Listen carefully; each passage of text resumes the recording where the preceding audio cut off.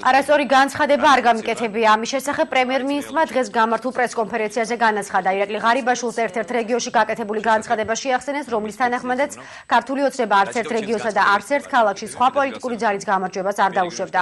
პრემიერის თქმით, ყველა ევროპულ განვითარებულ და დემოკრატიულ ქვეყანაში პოლიტიკური ძალის ლიდერი მისი პარტიის გამარჯვებაზე ზრუნავს.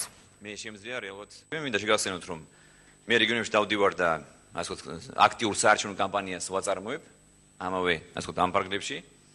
და მე ის განცხადება, რომელიც გავაკეთე როგორც პოლიტიკური ძალის, მმართველი პოლიტიკური ძალის კოალიცია ქართული ოცნების ლიდერმა და როგორც ქვეყნის პრემიერ-მინისტრმა.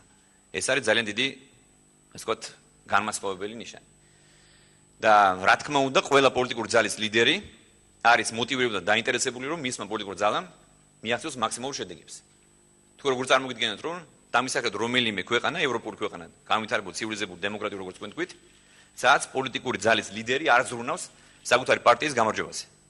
რა თქმა უნდა, მე ვარ მოწოდებული და მე მჯერა, რომ ყველა რაიონში, ყველა სოფელში გავიმარჯვებთ ჩვენ.